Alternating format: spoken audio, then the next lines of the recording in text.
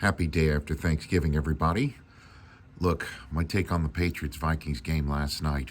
Let's just start with it. Everybody's talking about it. That was a touchdown by Hunter Henry. I simply do not understand how the catch rule that has been fixed suddenly needs a little bit more fixing.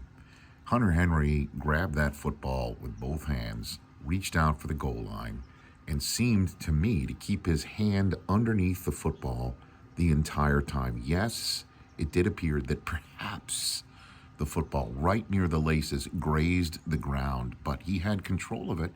And then when he turned over, the ball did move in his hands.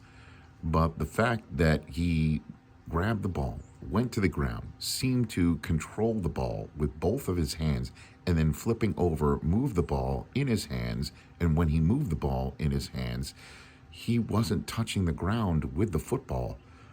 I quite simply don't understand it. That did force the Patriots to go for 3 instead of taking the lead. They went up by 3 instead of taking the lead with a touchdown. Now, the biggest mistake, though, for New England is you have to play better than the ref's ref. And then later on in the game, when the Patriots forced Minnesota to punt, Pierre Strong ran into the kicker and gave Minnesota a fresh set of downs. That was the biggest mistake of the night, not by the officials, but by the Patriots. And they lose the football game because Kirk Cousins had a terrific night, other than that one interception that looked pretty brutal in the first half. Guy threw for almost 300 yards, and Justin Jefferson proves again that he is the best wide receiver in the game, especially against the Patriots defense that had been shutting down opponents left and right. And then the old axiom that Bill Belichick takes away the one thing that you do best, the one thing that makes you strongest, and then forces you to beat his Patriots, if you will, left-handed, which is kind of a slight to left-handed people. At any rate, long story short, is with all of that as the backdrop, Justin Jefferson damn near had 140 yards receiving and was fantastic. So the Minnesota Vikings bounce back, and essentially, all you Minnesota Vikings fans who were there last night, get ready for another big-time game, because that's going to happen in January. Because right now, the Minnesota Vikings are way up in the NFC North. The only team closest to them has 4 wins. The Lions looked like they'd be 5-6.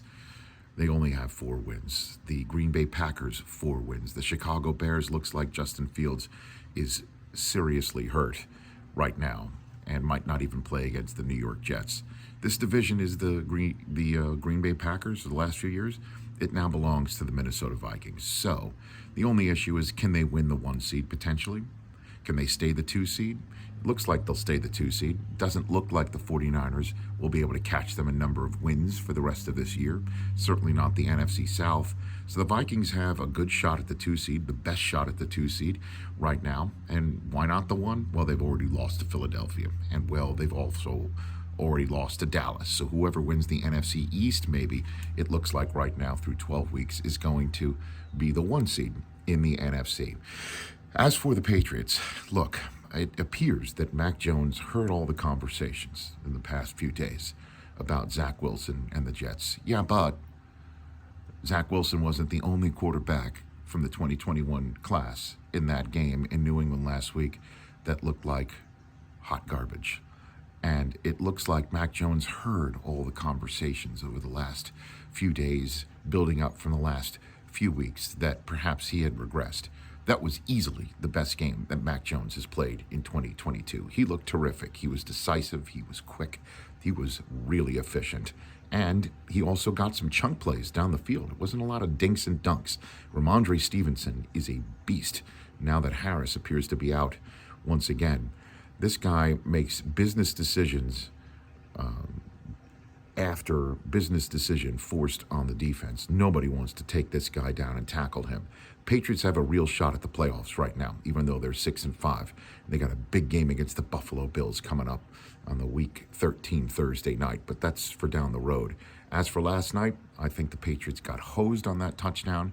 At the end of the day, though, they needed to make sure they got the ball back and not give it back to Minnesota on that running into the kicker penalty. That was really, really tough. But other than that, some silver linings for the New England Patriots moving forward. And Skull, the Minnesota Vikings are going to have a home playoff game come January, and we'll see what happens after that. See you all back on the Rich Eisen Show on Monday, hopefully with a smile on my face, because the next big football game is in Columbus.